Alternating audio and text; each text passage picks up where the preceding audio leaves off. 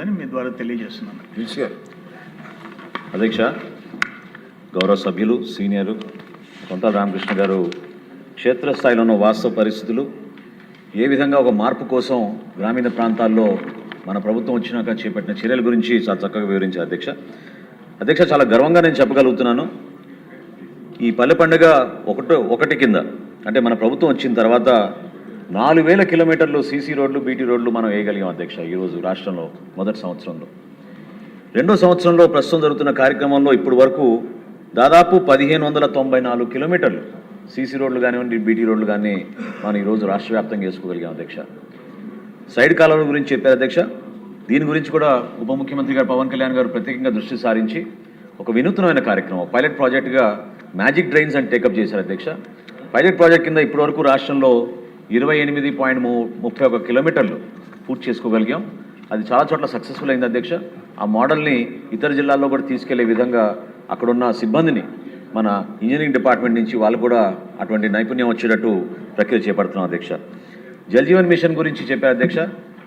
ఈ ప్రశ్నకు సంబంధం కాకపోయినా నేను సమాధానం చెప్పగలుగుతాను, ఎందుకంటే వాస్తవంగా గత ప్రభుత్వం ఎంత నిర్లక్ష్యంగా వ్యవహరించిందో రాష్ట్ర ప్రజలకి అందించాల్సిన తాగునీటి పైన మనందరం కూడా తెలుసుకోవాలి అధ్యక్ష. 13,300 కోట్ల రూపాయలు మనకి కేంద్ర ప్రభుత్వం నుంచి జల్ జీవన్ మిషన్ కింద శాంక్షన్ చేస్తే ఉపయోగించుకోలేకపోయారు అధ్యక్ష.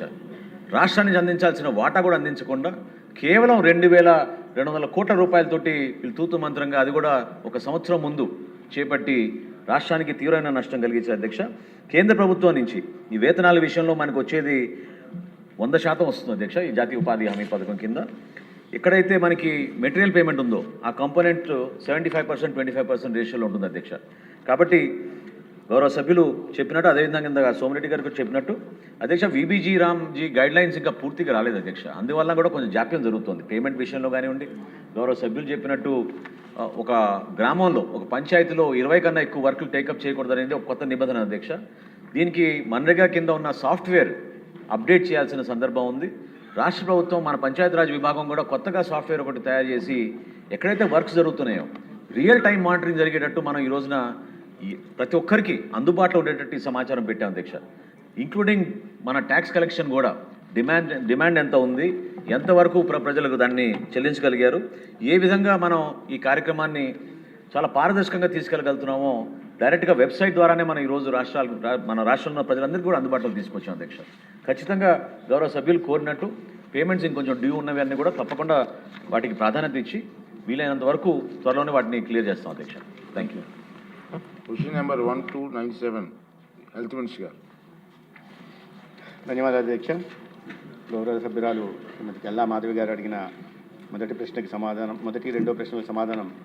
రాష్ట్రంలో ఆహార వ్యాపార నిర్వాహకుల నమోదుతో సహా ఆహార కల్తీని నివారించడానికి ఆహార భద్రతా శాఖ అవసరమైన చర్యలు తీసుకుంటుంది. సూచించిన భద్రత మరియు పరిశుభ్రత ప్రమాణాలకు అనుగుణంగా ఉండేలా చూసుకోవడానికి అందరూ ఆహార వ్యాపార నిర్వాహకులు నమోదు చేసుకోవాలి లేదా లైసెన్స్ పొందాలి. నోటిఫైడ్ ప్రయోగశాలలో క్రమం తప్పకుండా తనిఖీలు మరియు ఆకస్మిక దాడులు నిర్వహించబడుతున్నాయి మరియు ఆహార నమూనాలను క్రమ పద్ధతిలో సేకరించి విశ్లేషించడం జరుగుతున్నది. 2023-24 నుండి జనవరి 2026 వరకు మొత్తం 16,730 నమూనాలను పరీక్షించడం జరిగింది.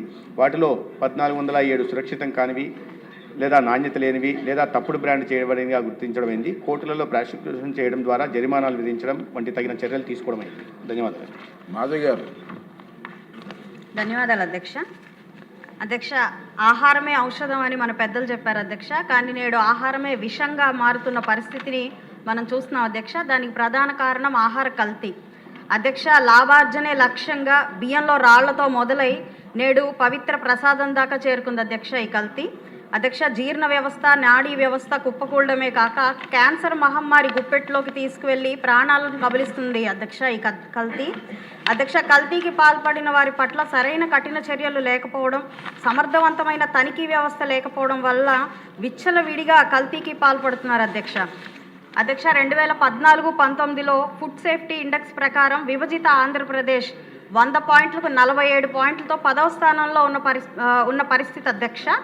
ఆ పరిస్థితిని గమనించి గౌరవ చంద్రబాబు నాయుడు గారు కల్తీపై ఉక్కుపాదం మోపాలని ముందుగా సిబ్బంది కొరత తీర్చడం కోసం 2018లో ఒక జీవో పాస్ చేసి సిబ్బంది నియామకం కోసం చేసింది అధ్యక్ష.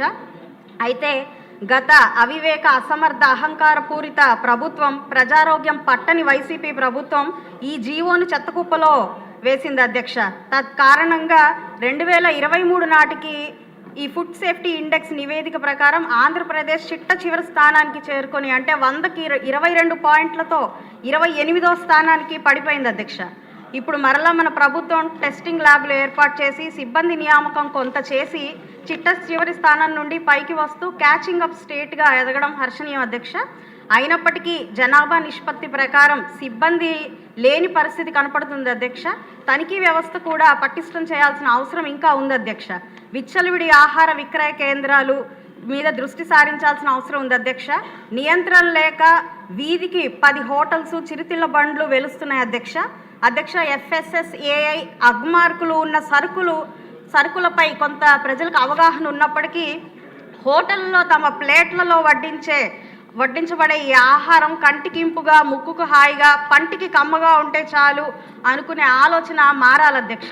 ఇందుకు అనేక అవగాహన కార్యక్రమాలు చేపట్టాలి అధ్యక్ష. ఇది ఎన్నో సమస్యల్లో ఒక సాధారణ సమస్యగా కాకుండా దీనిని అప్కమింగ్ డిజాస్టర్గా, అంటే రాబోయే ప్రాణాంతక విపత్తుగా దీన్ని గుర్తించి కల్తీ పట్ల, శిక్షల పట్ల కఠినమైన నిర్ణయాలు తీసుకోవాల్సిందిగా గౌరవ వైద్య ఆరోగ్య శాఖ మంత్రివర్యులు కోరుతున్నాను అధ్యక్ష. బొలిశెట్టి శ్రీనివాస్ గారు. ధన్యవాదాలు అధ్యక్ష. మరి ఈరోజు కల్తీ అనేది పాల దగ్గర చూసుకుంటే